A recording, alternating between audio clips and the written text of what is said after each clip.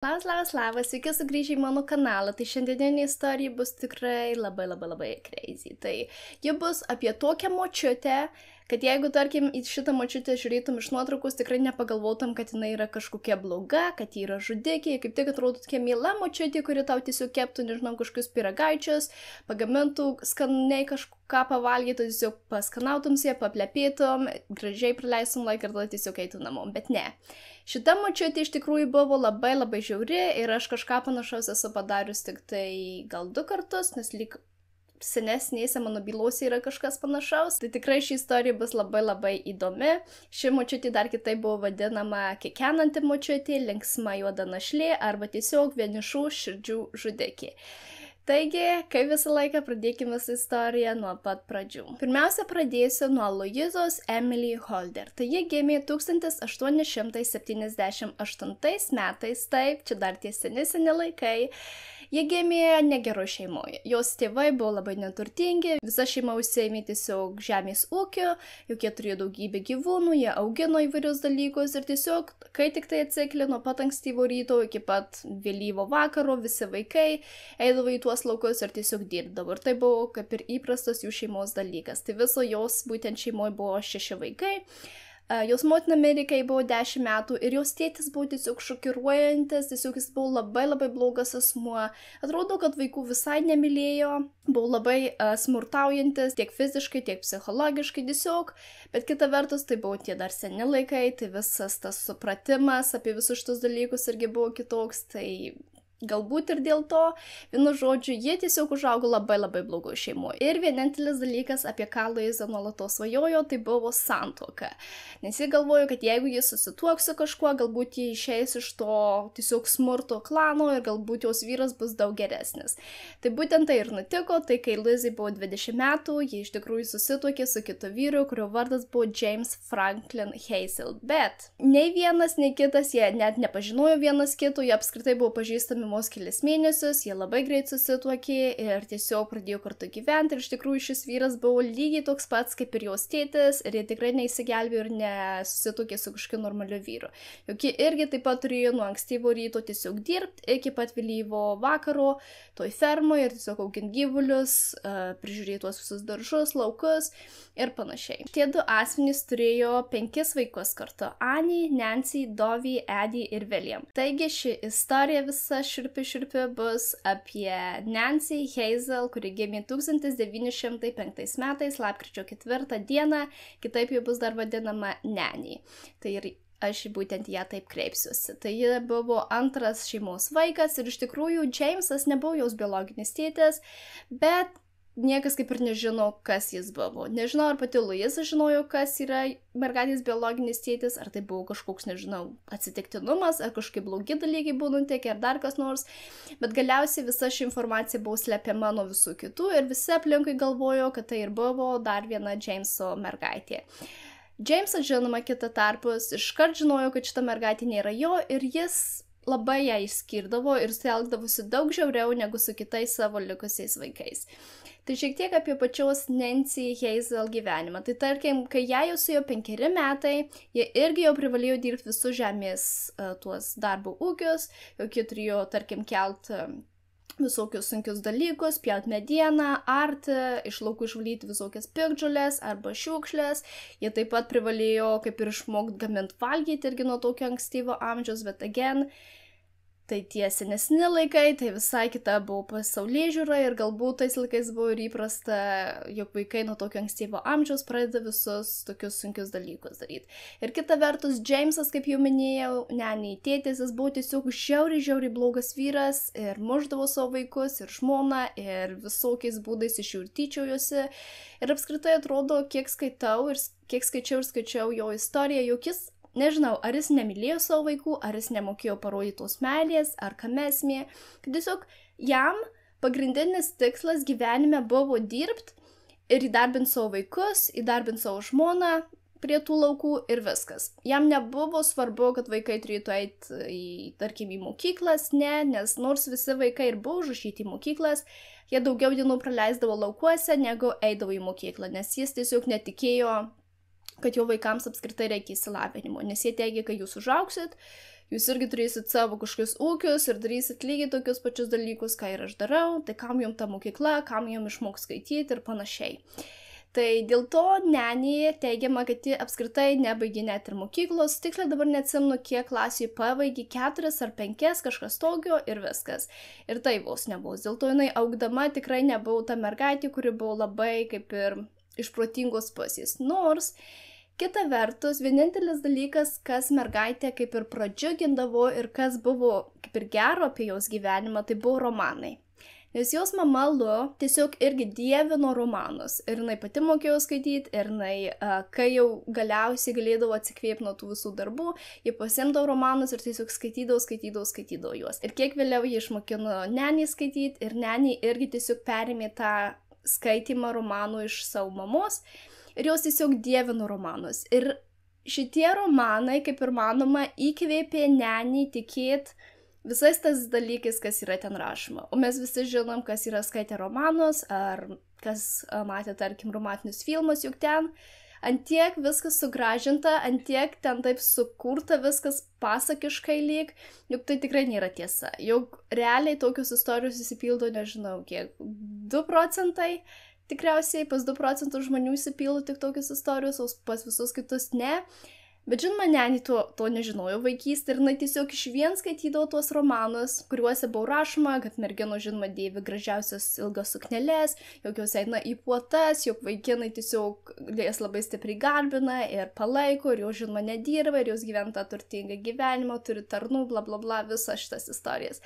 Ir nenį galvojo, kad kai tik jie užaugs, ji irgi ieškos tokio vyro, kuris galėtų jai suteikti visus šios dalykus ir juk jie irgi galėtų gyventi tą šios knygų būtent gyvenimą. Nors realybėje jai tikrai nepasisekdavo ir jis susirasdavo tiesiog kažkokius, nežinau, blogus, smurtaujančius alkoholikus vyrus. Kai jai buvo kažkur 7 metukai, ji turėjo didelę galvos traumą.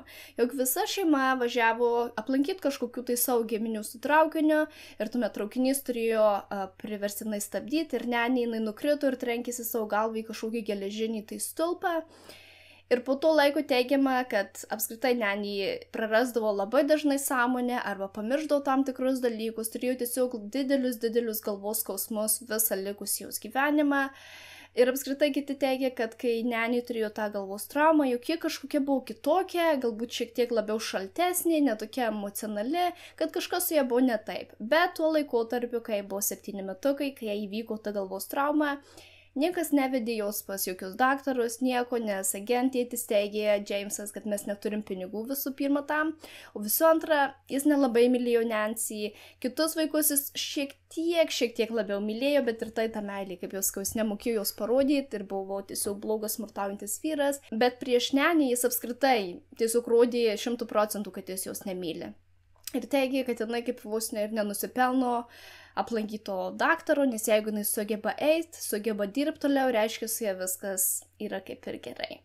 Taigi, nieks net nežino, kas būtent jai atsitiko po tos galvos traumos ir ar jai buvo smegenyse kažkokių pakitimų, bet kad jos gyvenimo kokybė po to suprastėjo, tai visi žino 100%. Jamesas savo vaikams buvo labai griežtas, pavyzdžiui, mergaitėms, jis neleisdavo nešioti jokių, tarkim, suknelių ar aptemptesnių rūbų, jokio makiažo, jokių šukuosenų, jokių gražių batelių, kas yra visiška priešingybė nuo Nancy romanų tų visų, kuriuos jis skaitė, kad tiesiog tėtis jom tokių dalykų visiškai neleido eiti į šokius, neleido turėti jokių draugų, tuo labiau.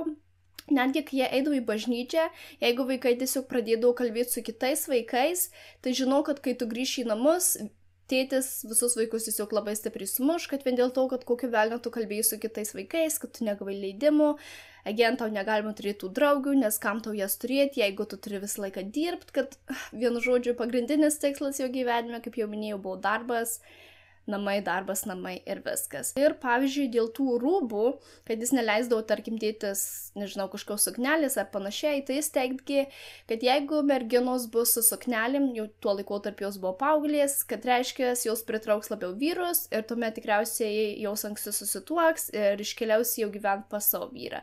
O Jamesui tai labai nepatiko, nes reiškia, kad bus vienu žmogu mažiau, kuris dirbs jo laukuose. Dėl to jis kuo ilgiau norėjo išlaikyti visus vaikus šeimoje, kad jie kuo ilgiau galėtų dirbti jo laukuose. Jo. Ir tiesiog, nežinau, vergauti jam iš vieno. Žinoma, Nancy, ji buvo drąsi mergaitė ir kai jai jau suėjo kažkur 15 metų, teigiama, kad jie jau kaip ir pradėjo įsliūkinti iš namų, paslapčia, jie kartais tiesiog iš kažkur, nežinau, gaudavo ir tam tikrų kitų rūbų, kuriais jinai apsirengdavo ir jinai susitikinėdavo su vaikinais jau tuo laikotarpiu. Ir galiausiai tiesiog nieks negalėjo jos kaip ir sustabdyti, nors žinoma, kai tėtis sužinodavo, visą laiką ją kaip ir sumuždavo. O mama, kita vertus, ji kaip ir nedraudė visų šitų dalykų, bet ji apskritai neturėjo jokio kaip ir balso šeimoje, tai Jamesui visai nerūpėjo, ką pati Luisa galvoja. Ir kai mergaitė suėjo 16 metų, jau įvyko pirmoji santuoka, nes atmenkit irgi čia tie senesni laikai, tai ir santuokos buvo tiesiog daug anksčiau negu šiais laikais. Ir jos, kas vaikinas toks buvo, jie apskritai jau beveik net nepažinojo, jie kaip ir pažinojo vienas kitą tik 3 ar 4 mėnesius ir viskas, ir tuomet, kai Jamesas tėtis sužinojo, kad jie kaip ir susitikinėja ir draugauja, jis tuomet nusprendė, kad viskas, tu privalai tuokti su šiuo vyru, kad tu negali su juo tiesiog taip susitikinėti, ir dėl to įvyko vestuvės, ne dėl to, kad tie abu asmenys norėtų tų vestuvių ar kažkas tokio. Tai iš tikrųjų jis susituokė su Charlesu Braggsu, tai tuo laikotarpiu jam irgi buvo tiek pat metų. Nanny buvo labai laiminga, kad jie pagaliau turės tas vestuvės, nes galvoju, kad jai pavyks ištrūkti iš jos tų smurtaujančių namų ir pagaliau jie galės persikelti į tuos geresnius namus, kur visų šitų dalykų nebus. Bet dėja visa situacija buvo daug blogesnė. Tai iš tikrųjų Charlesas gyveno su savo mama, kuri buvo tiesiog labai kontroliuojanti ir labai bloga pačiai Nanny. Ir apskritai tarp Nanny ir Charleso nebuvo jokių kaip ir artimų santykių, nes jeigu jie tik tai norėtų, tarkim, išeiti kažkur, nežinau, pasivaikščiot ar dar kas nors, iš karto atsirasdavo ta mama, kuri sakydavo, kad ne, jūs negalit eiti niekur, aš, tarkim, sergu, man reikia priežiūros, ir tuomet tuo viskas ir pasibaigė, kad šeimos galva būtent ir buvo Charleso motina, o ne bet kas kitas. Ir jis tiesiog kontroliavo visus gyvenimo aspektus. Jis netgi vienu momentu draudė jai tiesiog skaityti romanus, nes jis teigė, kad romanai yra tiesiog blogi dalykai ir apskritai moteris negalėtų skaityti romanų. Vienu žodžiu, jie tiesiog kontroliavo viską, kai Nanny pagamindavo valgyti, jie visą laiką prie jos prikibdavo, kad jie pagamina kažką ne taip, ir tiesiog tarp jų ginčiai būdavo nuolatos. Tai iš tikrųjų Nanny su Charlesu turėjo 4 vaikus. Gertruda, kuri gimė 22 metais, Zelma 23, Florina 24 ir tuomet Melvina gimė 1926 metais. Nepaisant, jog jie turėjo net 4 vaikus, nei vienas, nei kitas šeimoje nebuvo ištikimas. Iš tikrųjų, pirmas pradėjo eiti į kairę Charlesas, o kiek vėliau pati Nanny irgi darė tokius pačius dalykus ir teigima, kad kartais tiesiog tai vienas pradingdavo kažkur kelias dienas ir negrįždavo, tai kitas pradingdavo kelias dienas ir negrįždavo. Jie abudu žinojo, kas vyksta jų šeimoje, bet jie vis tiek buvo kaip ir kartu. Ir šiuo laikotarpiu taip pat Nanny jie pradėjo labai daug gert, rūkyti ir tiesiog nuolatos su ją galėjo atrasti, kad jinai yra tai vienam bare, tai kitam bare, tiesiog kalba su kitais vyriškiais ir tiesiog linksminasi. Jos vyras sakė, pacituosiu jo žodžius, jie greitai supykdavo, visa jo šeima tokia, kartais jie supykdavo dėl priežasties, o kartais atrodė, kad ne. Kai susipykdavom, jie išeidavo dienomis ar savaitėmis ir dažnai būdavo su kitais tiesiog vyrais. 1923 metais, arba kai kur rašoma, jog ši tragedija įvyko 1927 metais, šeima tiesiog ištiko didelį nelaimį, nes jos vaikai, tai yra Gertruda ir Zelma, tiesiog mirė. Ir teigiama, kaip visa šita situacija įvyko, jog Nanny tiesiog buvo viena namuose su savo visais tais vaikais ir ji pagamino valgyti, vaikai visi papusryčiavo ir galiausiai, kai atėjo pietus, tos 2 mergaitės tiesiog mirė. Ir iš tikrųjų buvo iškviesti daktarai ir tuo laikotarpiu, žinoma, nei medicina nebuvo kažkokia labai stipri, nei visi šitie dalykai, nei tyrimai, nei niekas, juk apskritai vaikams nebuvo nieks daroma ir buvo tiesiog atvykęs tas daktaras, pasakė, kad tikriausiai tai vyko kažkoks maisto apsinuodijimas Ir tuo viskas ir pasibaigė. Ir taip pat tai irgi nebuvo kažkoks keistas dalykas, kad vaikai numiršta nuo maisto apsinuodijimo, nes tai buvo gana dažnas dalykas būtent tais laikais, jog tai kruopos kažkuo būdavo užterštos, tai galbūt kažkoks maisto produktas buvo užterštas ir panašiai. Ir plus, kad vaikams, jeigu tikėtumėm, kad ši visa situacija vyko 23 metais, tai buvo, jog vienai mergaitė buvo 1 metai, o kitai mergaitė buvo 4 mėnesiai, tai irgi nebuvo labai keista, kad tokie maži vaikai tiesiog miršta kaip ir iš niekur nieko. Ir teigiama, kad šeimos nariai, ypač Čarlzas, išvien įtarė, jog visus šitus dalykus atliko būtent pati nenė ir jog jie atliko tai specialiai, kad jie specialiai nunuodijo savo tas 2 dukras, vien dėl to, kad tie vaikai tiesiog labai maišė eiti į tuos pačius klubus, linksmintis, ar tiesiog, kad jie reikėtų gaminti daugiau maisto. Bet tuo laikotarpiu viskas tuo ir pasibaigė ir tiesiog tiek nenė, tiek Čarlzas gyveno toliau. Taigi, praėjus keleriems metams, iš tikrųjų Čarlzas antiek pradėjo bijoti savo tos žmonos nenė, kad jis net niekada namie nevalgydavo. Nes jis teigė, kad jinai mane nunuodins, aš nenoriu jos maisto, nors jinai gamindavo labai skaniai ir visi aplinkui tą sakydavo, kad jie mėgdavo keps visokius pyragaičius, pyragus, bandeles ir kad jai labai gerai tai sekdavosi ir tiesiog visi dievino jos maistą. Bet jos vyras sako, aš namie nevalgysiu, aš pavalgysiu kažkur kitur, nes man baisu, kad tu mane irgi galiausiai nužudysi. Ir apskritai 27 metais jos vyras Čarlzas pasiėmė jų vaiką Floriną ir tiesiog kažkur pradingo. Nieks visus metus nežinojo, kur šis vyras pradingo, jis tiesiog susipyko su nenė, pasiėmė tą vieną vaiką ir išvyko iš namų. Ir nenė tuos visus 1 metus augino būtent pačią Melviną ir vis dar prižiūrėjo tą senyvo amžiaus moterį, kuri viską komandiravo, kas turi būti kaip namuose. Ir tuomet 28 metais Čarlo motina miršta. Tuo laikotarpiu irgi buvo nustatyta, kad moteris tiesiog mirė nuo senumo, bet mes irgi dabar nežinom, ar ji tikrai mirė nuo senumo, ar nenė kažkaip buvo prisidėjus prie jos mirties, bet galiausiai, kai ši moteris mirė, jo sūnus sugrįžo atgal į namus ir teigė, kad vis dėlto namas priklauso man, kad kodėl aš turiu gyventi kažkur kitur, jeigu namas yra mano, kad aš atsikelsiu čia gyventi ir kad nenė, tau reikia kraustytis iš čia, nes aš noriu su tavim skirtis. Ir iš tikrųjų jis jau parsivedė į namus ir kitą moterį, ir ta moteris jau turėjo savo kūdikėlį, vienu žodžiu, juk visa šeima tiesiog iširo čia ir dabar. Ir tais 1928 metais jau įvyko oficialios skyrybos ir nenė tiesiog pasiėmė abudu savo tuos vaikus, kurie dar buvo gyvi, Floriną ir Melviną, ir išvyko gyventi tiesiog kitur. Ir teigė, kad šiuo laikotarpiu jie pradės naują gyvenimą ir tiesiog ieškos kito savo tiesiog geresnio vyro, kuris ją padarys labiau laimingesnė. Nes šiuo laikotarpiu buvo vos dar tik 24 metai. Tai kadangi nenė tiesiog norėjo susirasti kitą vyrą, jie mėgo tuos romanus, laikraščius skaityti, tais laikais laikraščiuose buvo toks kaip ir skiltis, kur tu tiesiog galėjai prašyti savo vardą, pavardę ir kokiu būdu su tavimi įmanoma susisiekti, kad tarkim, kur tu gyveni, kur tau atsiųs laišką, ar kokiu būdu susisiekti su tavim ir kad tada jie užsimegzdavo tokius kaip ir pažintys ir kad tie 2 žmonės galėjo susitikti. Kažkas panašaus, kas dabar socialiniuose tinkluose vyksta, vienu žodžiu.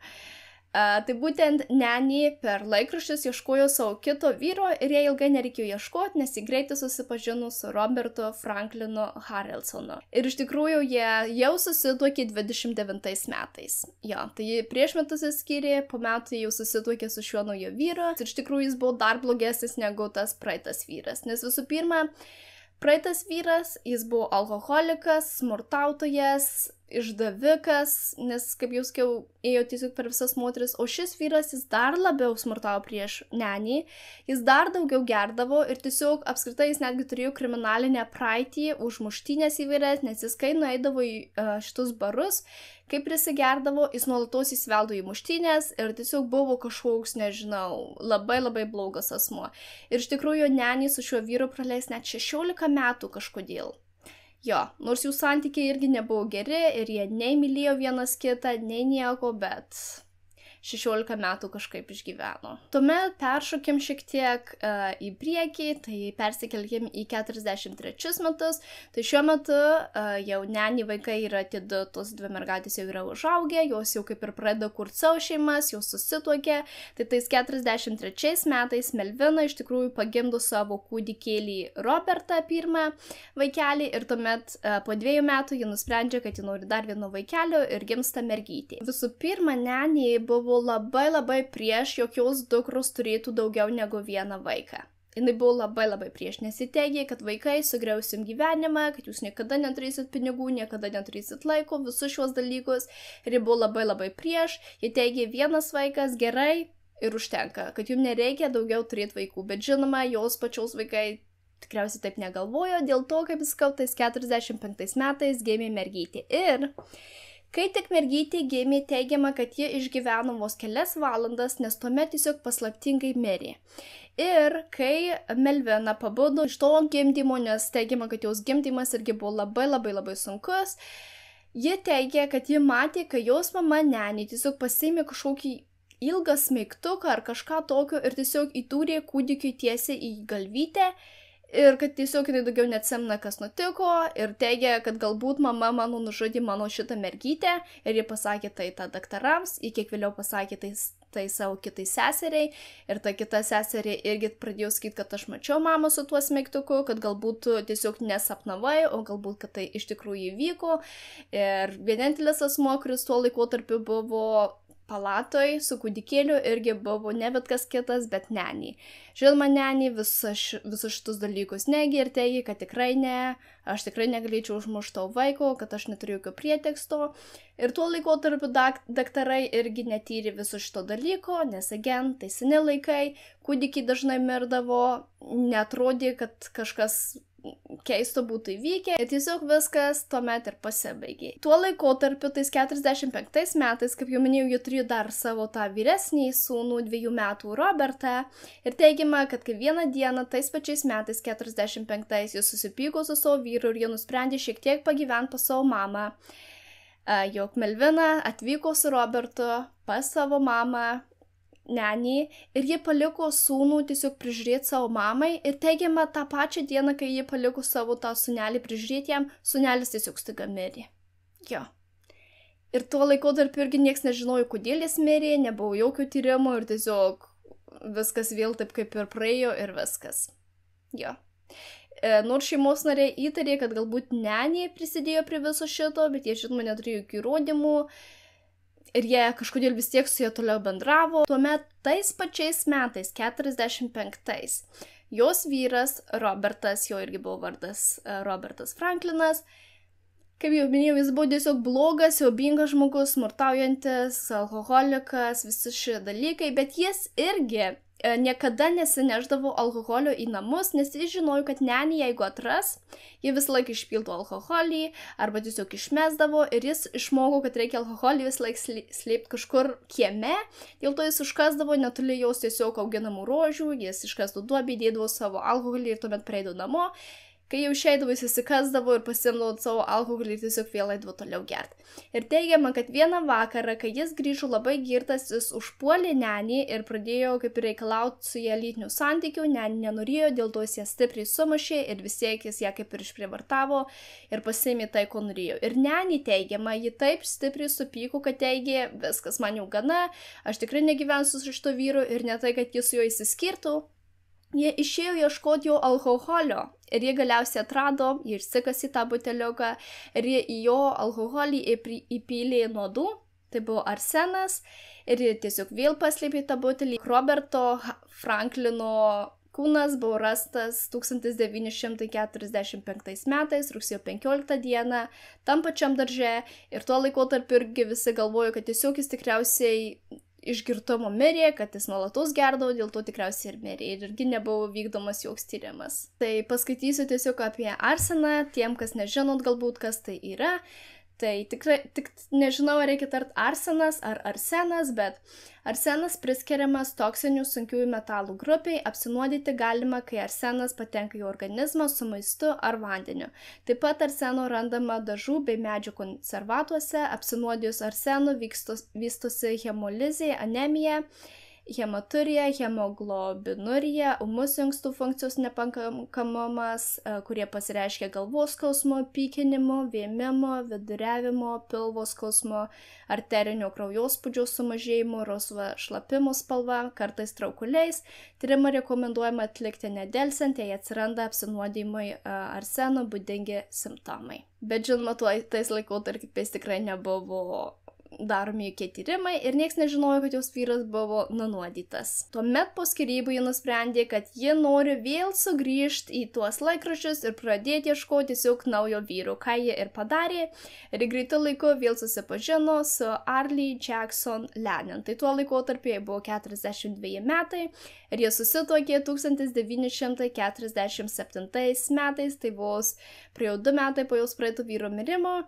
Jie jau su kitu vyru susituokė ir tiesiog gyvena lyg niekur nieko ir bando kaip ir ieškoti vėl agent savo to princo ant balto žirgo. Bet dėja šis vyras irgi nebuvo toksai. Ir šis vyras, nors jau dabar nebuvo smurtaujantis vyras, nes niekada nesmurtavo prieš nenį, bet jis buvo tiesiog alkoholikas. Kiekvieną mielą dieną jis tiesiog prisigėręs ir tu niekada jo nematai blaivo. Ir taip pat jis nuolatos išdavinėdavo nenį su kitom moterim. Kartais jis irgi negrįždavo dienų dienas, ko pasiekojo nenį irgi pradėjo tuos pačius dalykus daryti, juk jie irgi pradingdavo kažkur, nieks nežino kur, po kelių dienų jinai grįžta ir abudu irgi žinojo, kad jie nėra ištikimi vienas kitam, bet vis tiek jie gyveno tokį kažkokį, nežinau, keistą gyvenimą kartu. Tai teigiama 1950 metais Nenį nusprendė aplankyti savo seserį Dovį, kuri tuo laikotarpiu labai jau stipriai sirgo, jai buvo iš tikrųjų vėžys. Ir kai tik ji nuvyko aplankyti savo sesers, per tas kelias dienas jau sesuo tiesiog vėl irgi paslaptingai mirė. Ja. Ir žinoma, kadangi tuo laikotarpiu jis sirgo vėžiu, nebuvo gen jokio darbo tyrimo ir tiesiog Nenį paliko tuos namus ir gyveno tiesiog toliau savo gyvenimą. Tuomet praėjus 2 metams mirė ir jos dabar jau šitas kelintas jau čia 3 vyras. Jo. Ir ne nuo bet ko kito, bet irgi nuo tų pačių nuodų. Tai jis mirė 1952 metais, vasario 16 dieną ir jo mirties priežastis buvo kaip ir širdies nepakankamumas, bet tai buvo tiesiog daktarų kaip ir išvada, nes nebuvo daromas joks skrudimas, tyrimai ar kažkokie kiti dalykai, tiesiog. Iš tikrųjų šis vyras Arley buvo užrašęs savo visą turtą tą namą savo seseriai, dėl to, kai jis mirė, tas sesuo atsikėlė iškart gyventi. Ir Nanį kaip ir neturėjo niekur kitur eiti, jau privalėjo įsikraustyti iš to namo, dėl to ji persikėlė gyventi trumpam pas savo mamą. Bet kas įvyko keisto čia? Jau kai tik jie įsikraustė iš tų namų, tą pačią dieną namai visi tie sudegė. Jo. Ir again, nežinau, tuo laikotarpiu nieks nežinojo, kodėl jie sudegė, nes nebuvo daromi kažkokie tyrimai, ar kažkas padegė, ar dar tiesiog sudegė viskas ir tiek. Žinoma, tai nėra įrodyta, kad Nanį padegė tuos namus, bet tiesiog yra spekuliuojama, kad galbūt, nes tiesiog labai per daug viso šitoj byloj yra kažkokių atsitiktinumų, kada tik Nanį kažkur pasirodo, ten aplinkui ją pradeda mirt žmonės, ar pradeda tiesiog pastatai degti, ar dar kitokie dalykai. Tai nežinau. Tuomet Nanį, žinoma, vėl pasileido į tuos laikraščius ieškoti kito savo vyro. Tai dabar jau buvo kelintas 4 jos vyras. Ir iš tikrųjų jie jį rado per kelis mėnesius ir tais pačiais 52 metais jau su juo susituokė. Nepaisant to, kad prieš kelis mėnesius jos vyras mirė, jau jinai jau susituokė su kitu vyru, nežinau. Tačiau vyro vardas buvo Richardas Lewis Morton. Nanį šiuo laikotarpiu yra dabar jau 47 metai, bet dėja šis vyras irgi nebuvo tas Nanį svajonių vyras. Jis jau buvo geresnis negu jos tie visi praeiti vyrai, nes jis negerdavo, nesmurtaudavo, bet vis tiek kažkodėl jisai nepatiko ir, tiesiog, nežinau, nerado su juo bendros kalbos, jis vis tiek nebuvo tas vaikinas iš jos tų romanų, dėl to galiausiai jis irgi privalėjo mirti. Tai jis mirė 53 metais, gegužės 19 dieną, dėl lygiai tokių priežasčių, jog jis buvo apnuodytas, bet tuo laikotarpiu irgi nebuvo daromas joks tyrimas. Ir viskas. Ir pamiršau jums paminėti, kaip jie būtent apnuodindavo savo aukas, nes vienam iš vyrų, kaip jau minėjau, jie apnuodijo alkoholį ir tokiu būdu jį nužudė, o kitus asmenis jie nužudydavo tiesiog su savo kepinėliais. Ir labai patiko, kaip jau minėjau, kep visokias bandelės, pyragėlius, visokius saldžius dalykus ir jie labai gerai ir skaniai mokėjo juos kepti. Bet jie įmaišydavo į tą receptą ir kartais žiurkių nuodų, kartais to arseno ir dėl to žmonės tiesiog aplinkui mirdavo. Jo, jog jie suvalgydavo jos tų skanių iškeptų pyragaičių ir tiesiog tai ir būdavo, dėl ko jie miršta. Jo, dėl to negalima pasitikėti net senom močiutėm, nes net ir jos sugeba tiesiog tokiu būdu tave nužudyti. Bet prieš šito 4 vyro nužudymą pas Nancy atvyko jos mama, nes jos ilgą laiką nesimatė, nes šiuo laikotarpiu šie vyrai jie negyvena toj pačioj vietovėje, jie gyvena skirtingose valstijose, kad jie tiesiog keliasi tiek nuo, pavyzdžiui, iš Alabamos į Arkanzasą, čia šitas vyras dabar buvo jau Kanzase, kad tiesiog jie keliasi į skirtingas vietas ir pradeda tuos naujus gyvenimus. Dėl to jos mama atvyko tiesiog jos aplankyti ir praėjo vos 2 dienos, kai jos mama atvyko, jie irgi mirė. Jo. Ir prieš mirdama jis skundėsi, kad jai labai stipriai skauda pilvą. O būtent, kai tu panaudoji arseną, vienas iš simptomų ir yra, kad tau tiesiog labai skauda pilvą, tu vemi, viduriuoja visi šie dalykai. Jo. Ir tuomet po kelių mėnesių jie nužudė vyrą, tą gegužės 19 dieną su tuo pačiu dalyku. Tuomet 5. santuoka, nes jūs galvojat, kad Nanny Doss pasiduos, žinoma, kad ne, jie toliau gyveno, jie toliau ieškojo savo princo ir galvojo, kad jau šį kartą jie pagaliau jį ras. Tai tais 53 metais jis susipažino su Samueliu Dossu, kuris gyveno Talskoje, Oklahomoje, jam buvo 57 metai, jai šiuo laikotarpiu 48 metai. Ir jie vėl susituokė labai greitai, tais 53 metais, ir jie išgyveno kartu vos 1 metus. Jo. Nes šis vyras, jis buvo šiek tiek geresnis negu jos įpraeiti vyrai, bet tikrai ne tas vyras, kurio jinai norėjo po velnių.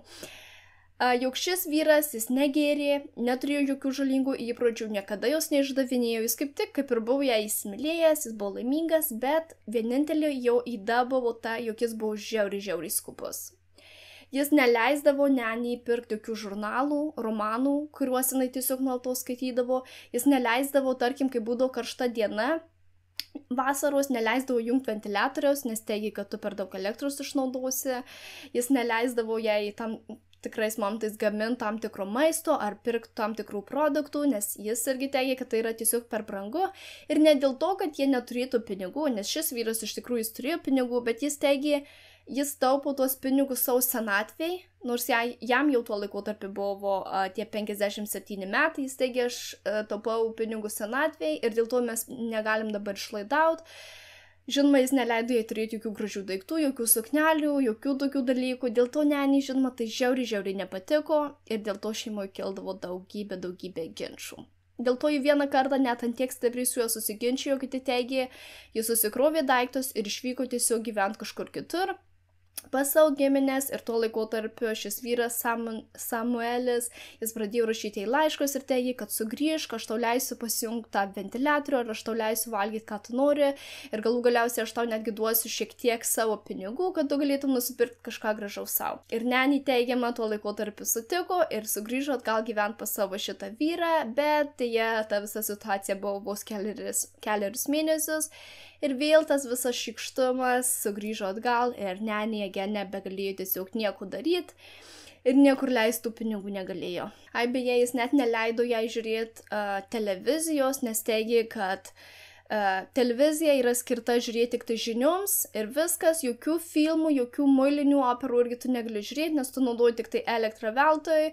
Ir viskas, kad žinios ir išjungi televizorių, nes kokio velnio tu tiesiog tai žiūri. Tai, vienu žodžiu, buvo labai šykštus vyras. O žinoma, Nanny tikrai irgi nebuvo ta moteris, kurią gali tiesiog labai taip lengvai valdyti ar jai vadovauti. Dėl to jis irgi privalėjo dingti iš jos gyvenimo. Tai iš tikrųjų jie irgi iškepė skaniausius pyragaičius, kažkokį pyragą jam. Ir teigiama, davė jam paragaut, jis tik paragavo jos tų pyragų, iškart sunegalavo, iškart nuvyko į ligoninę ir tuo laikotarpiu jis dar buvo atgaudytas, nes daktarai iš tikrųjų nežinojo, kas jam yra, jie žinojo, kad jis kažko apsinuodijo, bet daktarai jam nustatė, kad jis turi tiesiog daugybę žaizdų organizme ir jie gydė jį kelias savaitės, jis buvo ligoninėje, gėrė įvairius vaistus ir galiausiai, kai pasijuto geriau, jis buvo išrašytas į namus. Žinoma, Nani tai tikrai nepatiko, ji lankė jį toj ligoninėje, jie apsimetė, kad yra labai laiminga, kad jis kaip ir atsigavo, nors realybė buvo tikrai netokia jos galvoj. Ir iš tikrųjų, kai jis sugrįžo į namus, iš ligoninės praėjus vos kelioms dienoms, tai yra spalio 12 dieną, Nani vėl kažką skanaus jam iškepė ir šis vyras tik suvalgė ir šį kartą jie jau buvo įdėjęs daug didesnę dozę, kad galiausiai vyras tiesiog neatlaikė ir mirė. Ja. Ir šį kartą daktarai jau pagaliau susiprato, kad kažkas čia ne taip, kad kodėl šitas vyras mirė, mes paleidom jį, jis buvo sveikas, dabar jis vėl mirė, kad kažkas ne to, kad mums reikia tiesiog pradėti kažkokį tyrimą, mums reikia daryti galų galiausiai skrodimą ir išsiaiškinti, nuo ko šitas vyras mirė. Bet tais laikais, ypač toj valstijoje, kurie gyveno, daktarai negalėjo daryti skrodimo, jeigu artimieji nesutinka. Ir daktarai atėjo su tokia genialia mintim, nes jie iš pradžių galvojo, kad tikriausiai jo žmona Nani tikrai nesutiks su tuo skrodimu, bet kai vyko jau tie kažkokie didesni susibūrimai Nani šeimos namuose, kai jie draugės visos buvo susirinkusios ir tikriausiai kalbėjo apie jos vyro mirtį ir ją palaikė ir tiesiog plepučiavusi. Daktarai tiesiog staiga pasirodė ir jie pasakė, kad prie visų tų draugių Nani, kad ar tu mums duodi leidimą, ar tu pasirašysi šios dokumentus, kad mes atliktumėm tavo vyrui skrodimą, nes mes galvojom, kad kažkas jam tikriausiai kito buvo, ko mes galiausiai nenustatėm. Ir Nani, žinoma, neturėjo kitos galimybės, kaip tik tai pasirašyti tuos dokumentus, nes visos jos draugės žiūrėjo aplinkui ir kai buvo atliktas vyrui skrodimas, iš tikrųjų buvo išsiaiškinta, kad jis tiek daug arseno turėjo savo organizmą, jog tu galėtum nužudyti visą arklį su juo. O kas galėjo jį apnuodyti taip? Ne bet kas kitas, bet pati Nani. Dėl to buvo, žinoma, pradėtas tyrimas. Nani buvo suimta spalio 30 dieną, tais 1954 metais ir ji buvo apkaltinta savo vyro nužudymu. Ir kai prasidėjo visa ta apklausa, tai iš tikrųjų Nani buvo kaip ir varginanti tos Talsos policijos įtariamoji, nes jie dirbo pamainomis, jie tardė moterį valandas, per tą laiką jie tiesiog kikeno ir juokėsi iš šių klausimų, neigdama, kad turėjo bet ką bendro su savo vyro mirtimi, tačiau jie vis dar gilinosi į šios senutės praeitį ir jie suprato, kad jie greičiausiai nužudė ne tik savo šitą vyrą, ne tik savo ankstesnius vyrus, bet kad galbūt jį prisidėjus net prie savo šeimos narių nužudimo. Ir tuomet buvo pradėta tikrinta visa istorija, kiek aplinkui ją asmenų buvo nužudyta. Ir galiausiai ši senutė kaip ir palūžo. Ir dar kitas įdomus dalykas, žinot, kada jį palūžo, kada iš jos buvo paimti tie romanai. Nes mainais už tai, kad jį kalbėtų, detektyvai jai atnešė genijos tų romanų, kad jį galėtų juos paskaityti ir jie tikėjosi, kad jie galbūt atsivers ir papasakos, kodėl jie nužudė savo vyrą šitą. Bet jie kaip tik užsidarius buvo ir nieko nenorėjo jiems sakyti, bet kai jie atimė iš juos tos žurnalus ir sakė, kad mes daugiau tau žurnalų neduosim, tuomet jie pasakė, kad taip, vis dėlto aš nužudžiau savo šį vyrą ir dar nužudžiau savo tuos visus praeitus vyrus, išskyrus tą pirmąjį vyrą, nes jam tiesiog pavyko išsigelbėti. Įsivaizduojat? Like, what? Dėl to ši močiutė ir buvo praminta kikenanti močiutė, nes būtent apklausos, tiksliau tardymo metu, ji nuolatos kikeno, nuolatos juokėsi ir tiesiog visos informacijos nepriėmė rimtai, o tiesiog nuolatos kikeno ir kikeno. Ir taip pat, kai atėjo ir teismo dienos, ji darė lygiai tą patį, tiesiog nuolatos kikeno, juokėsi, jai atrodė, kad labai juokinga, kad jie kaltina nužudimais, nežinau, ji tiesiog juokėsi ir juokėsi. Ir iš tikrųjų prieš tas teismo dienas, kai vyko ikiteisminis tyrimas, buvo iškasti jos tie visi vyrai, tas 2, 3, 4 ir dabar jau 5 vyras, ir jiem buvo, jų kūnai buvo ištirti ir pasirodo, kad visi jie mirė būtent nuo nuodėjimo, taip pat buvo iškasta jos motina, tai irgi pasiteisino, buvo neiškasti tik tai visi vaikai, apie kuriuos aš kalbėjau šito istorijoje, nežinau kodėl, galbūt, kad jau ir tai visi turėjo pakankamai įrodymų, galbūt, kad jie buvo vaikai, nebuvo norima išniekinti jų kūno ar kažkas tokio, nežinau, bet vaikų kūneliai tiesiog nebuvo iškasti. Taip pat buvo dar iškasta vieno iš jos buvusių vyrų mamos kūnas, irgi ištirtas ir irgi buvo nustatyta, kad jie iš tikrųjų irgi buvo nunuodyta, o ne mirė tiesiog sava senatvės mirtimi. Taip pat cituosiu jos kelius žodžius, kuriuos jie sakė teismo metu, kodėl jie nužudė savo paskutinį vyrą, nes beje, nepaisant to, kad buvo iškasti tie kūnai ir buvo išsiaiškinta, kad jie buvo nunuodyti, jai kaltinimai buvo pareikšti tik dėl paskutinio jos vyro nužudymo ir viskas. Nebuvo niekada teismų dėl tų kitų mirčių, tik dėl šito paskutinio vyro, kurio vardas buvo, kaip jau sakiau, Samuelis Luther Doss. Tai kai jos paklausė, kodėl jie nužudė jį, ji teigė, jis neleido jai žiūrėti mėgstamos televizijos laidos ar jungti ventiliatoriaus karštomis vasaros naktimis. Ir jau kiekvienas vyras turėjo kažkokių nors ydų, kurių tiesiog Nani negalėjo pakęsti, dėl to jie nuolatos ieškojo tobulo draugo, tikriosios romantikos gyvenime, kurios jie tiesiog niekada nerado. Ir jie taip pat kaltino savo tą galvos sutrenkimą stiprų, nes teigė, kad po to sutrenkimo galvos jie pradėjo galvot kreivai, jie taip įsireiškė, kad aš pradėjau galvot kreivai, kitaip pradėjau galvot ir jie teigė, kad jeigu ne ta galvos trauma, kad galbūt ji net ir nebūtų užpuolusi tų kitų asmenų. Prieš teismą taip pat buvo manoma, kad galbūt Nani iš tikrųjų kažkuo serga, galbūt jinai yra nepakaltinama, kad kodėl jinai nuolatos juokiasi, kad jinai nužudė tuos asmenis, kodėl jai taip juokinga, kad kažkas su ja tiesiog negerai. Dėl to ji buvo išsiųsta 90 dienų, praleista tiesiog ligoninėje ir jai buvo daromi įvairiausiai tyrimai. Ir iš tikrųjų buvo laiminga, kad jie buvo siunčiama į ligoninę, taip pat cituosiu jos žodžius.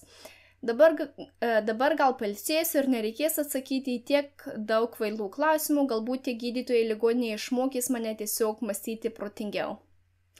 Bet galiausiai, kai daktarai apžiūrėjo ją visą, ištyrė visą, jų galutinė analizė ta, jog ji turi psichikos sutrikimų, turi ryškių nuovokos ir valios sutrikimų. Nebuvo atskleista, kokiom ligom jie tiksliai serga, tik tai šie buvo komentarai paviešinti. Bet nepaisant daktarų išvados, prokurorai teigė, kad tai yra protinga, ji gali eiti į teismą ir ji gali atsakyti už savo veiksmus, jog ji yra vis dėlto pakaltinama. Taigi, kai prasidėjo galiausiai teismo dienos, kaip jau minėjau, ji buvo kaltinama tik dėl to vieno vyro nužudymo ir galiausiai žiuri nusprendė, kad ji vis dėlto yra kalta ir jai buvo paskirta įkalinimo bausmė iki gyvos galvos. Iš tikrųjų, kai kurie norėjo jai duoti mirties bausmę, bet tuometinis teisėjas teigė, kad toj valstijoje apskritai nebuvo moteris teisiama mirties bausme ir jis tiesiog irgi nenorėtų, kad dabar ši byla būtų ta byla, kai moteris gautų mirties bausmę, dėl to Nani Doss gavo iki gyvos galvos. Ir taip pat teismo metu paskaitysiu dar kelias žodžius, kuriuos teigė patys prokurorai, kad ji buvo gudri, apsiskaičiusi moteris, kuri apsimetė beprotybę, kad pabėgtų nuo elektros kėdės. Protingiausia, kada nors mano kalbinta nusikaltėlė. Taip teigė prokurorai ir kai jie tik pasakė šios žodžius, Nani Doss vėl pradėjo tiesiog garsiai kikent teismo salėje ir tikriausiai patiko šie žodžiai, kuriuos ir sakė jis. Taigi, nepaisant to, kad ji buvo teisma tik už vieną žmogžudystę, paskaitysiu jums visus vardus, kuriuos manoma, kad Nani Doss nužudė. Tai iš tikrųjų buvo net 11 asmenų.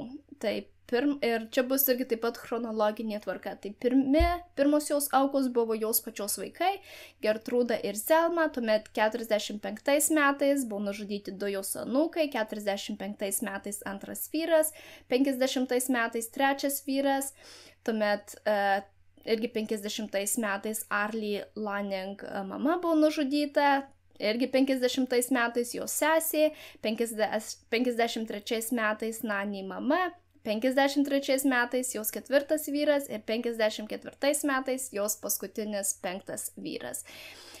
Bet iš tikrųjų Nani prisipažino tik dėl savo vyrų visų nužudimo ir jie kategoriškai neigė, kad jie nužudė savo artimuosius, nes jie teigė, jie buvo mano šeimos nariai ir aš galėjau nužudyti tik tai savo vyrus, o šeimos narių tikrai aš nežudžiau. Nors ženklai buvo akivaizdus, kaip jau minėjau, jos mama buvo iškasta ir buvo išsiaiškinta, kad ji irgi buvo apnuodinta, arba ta senutė irgi buvo iškasta ir irgi buvo išsiaiškinta, kad ji buvo nunuodinta. Tai kas tada juos nunuodijo, jeigu ne pati Nani?